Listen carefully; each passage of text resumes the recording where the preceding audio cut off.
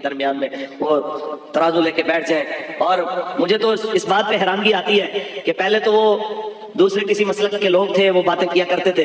अभी अहले सुन्नत के स्टेज से बातें शुरू हो जाएं और दरमियान में जनाब मौलवी साहब काजी बन के बैठे हैं और वो फैसले कर रहे हैं कि जनाब इस मामले में सिद्दीक अकबर बरहक है और जनाब आला इस मामले में सैयदा पाक जनाब उनका मुझे तो वो लफ्ज भी नहीं बोले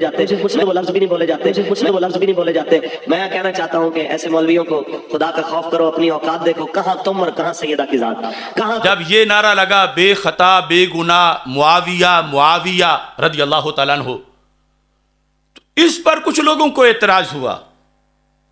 वो एतराज उस वक्त उन लोगों का मुआखजा करना चाहिए था, हमने तो किया भी था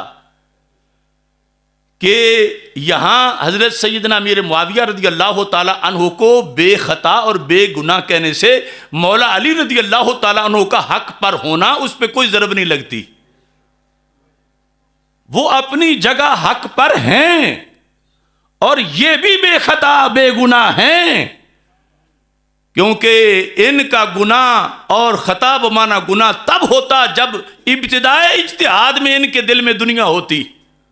तो फिर हजरत अमीर मुआविया रज़ी अल्लाह तआला अन्हु के लिहाज से ये होता कि माज़ल्ला वो खता बमाना गुनाह पर थे। तो इब्तिदाए इज्तिहाद में शर्फ सोहबत को सामने रखते हुए कि जिनकी तजल्लियात 14 सदियां बाद भी दिलों को रोशन कर रही है, तो जो उनके सामने बैठे थे उनके दिल सरकार ने कितने रोशन किए होंगे।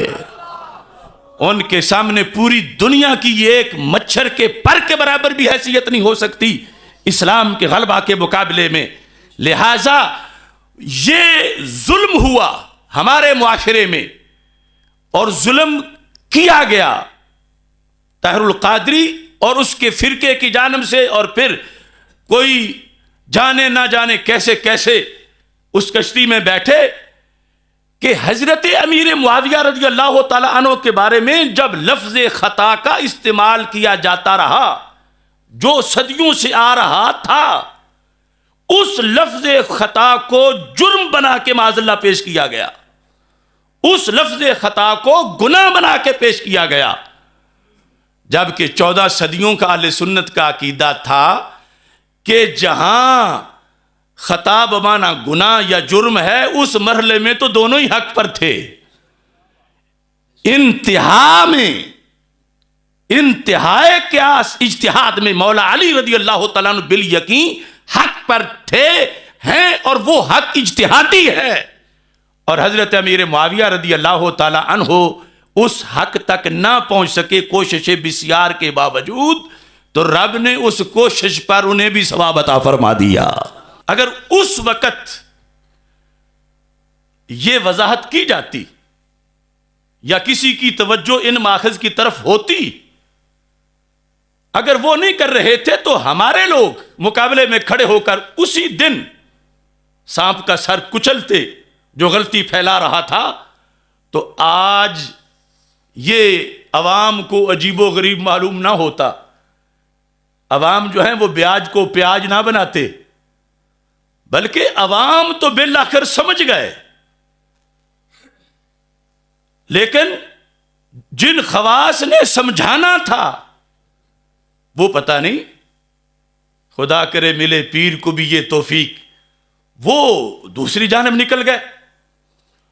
जिस वक्त सैयदा आयशा सिद्दीका रज़ी अल्लाह तआला अन्हा की खता का जिक्र किया जाता रहा, और जाहिर है कि 14 सदियों में जब बहस हुई तो हक और खता ये जो आखिरी मरहले का है, हर किसी ने खता के साथ इज्तिहादी का लफ्ज नहीं लिखा। सैयदा आयशा सिद्दीका रज़ी अल्लाह तआला अन्हा के लिए जो लफ्ज खता इस्तेमाल किया गया, हमारा उससे इख्तिलाफ नहीं, लेकिन वो जिस पस मंजर में किया गया, जिस सियाक में किया गया, अगर वो उस वक्त मुआशरे को बताया जाता तो सैयदा तय्यबा ताहिरा हजरत सैयदा फातिमा रज़ी अल्लाह तआला अन्हा के इज्तिहाद के मामला में लोगों को कोई अजनबी बात महसूस ना होती।